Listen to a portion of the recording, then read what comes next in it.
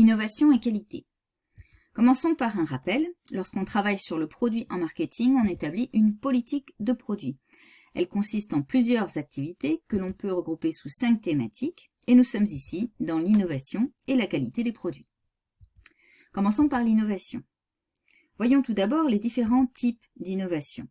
En marketing, un produit est considéré comme nouveau dès qu'il est perçu comme nouveau par les consommateurs. Deux auteurs, Chauffret et Doré, ont abouti à 3 grandes catégories d'innovation. Tout d'abord, les produits originaux. Ce sont des innovations de rupture, ne pouvant s'apparenter à aucun produit déjà existant.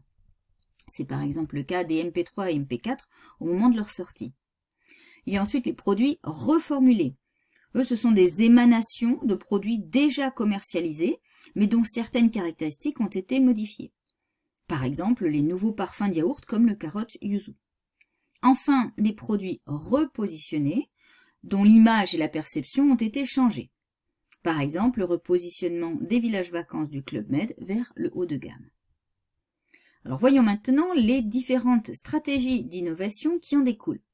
On distingue 3 grandes stratégies d'innovation. La stratégie d'adaptation. Ici, certaines caractéristiques du produit sont modifiées pour répondre aux attentes des consommateurs et éventuellement à la concurrence.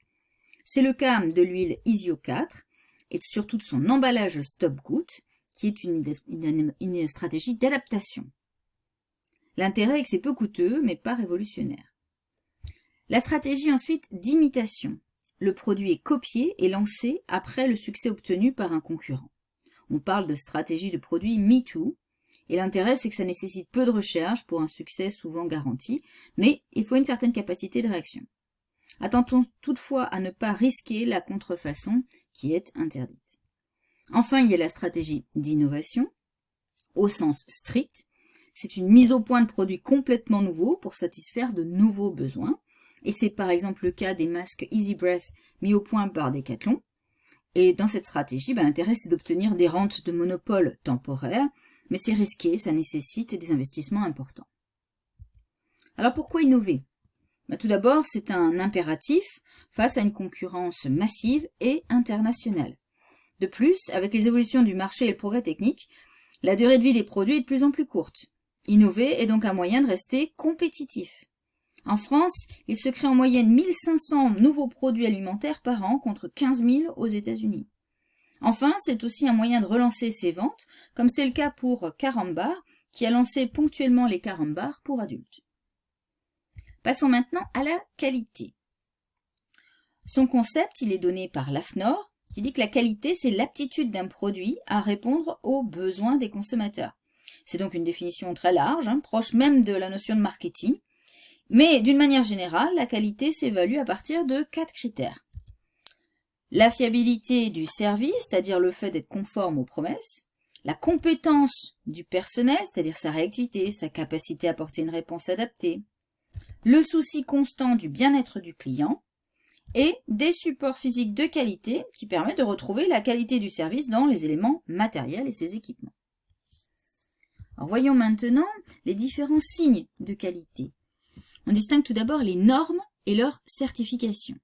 Les normes, ce sont des documents qui regroupent toutes les spécifications techniques à respecter lorsqu'on produit un bien. C'est comme un référentiel de règles à suivre.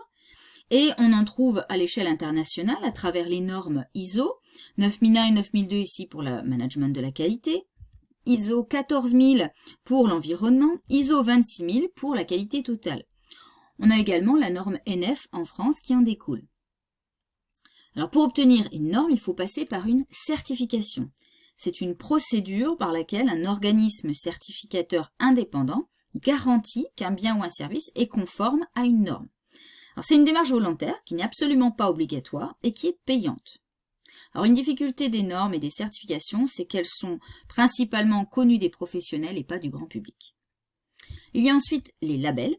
Là, ce sont des signes de qualité qui s'appuient sur un référentiel, comme une norme, bien sûr, mais ça peut être impulsé aussi par des associations. C'est moins rigide qu'une norme.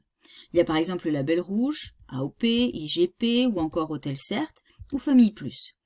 Ces labels, contrairement aux normes, ont l'avantage d'être très connus du grand public et bien moins lourds administrativement qu'une certification.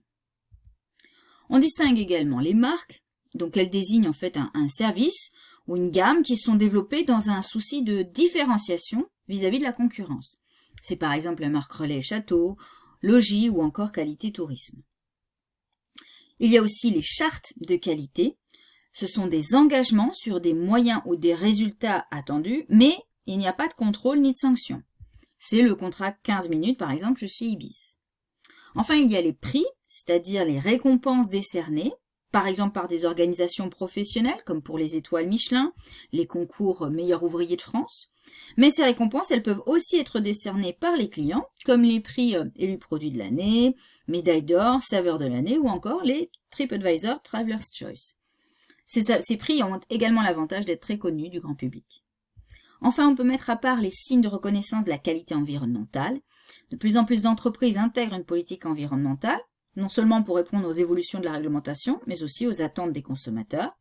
Et ça se manifeste par la volonté d'obtenir des labels, comme le label AB, Green Globe ou encore la Clé Verte. Il y a également à l'échelle européenne l'écolabel européen. Et certains rédigent même leur propre charte environnementale, comme c'est le cas du groupe Accor, avec son engagement Planète 21. Nous venons donc de terminer cette analyse de l'innovation et de la qualité des produits, et c'est la fin de cette vidéo.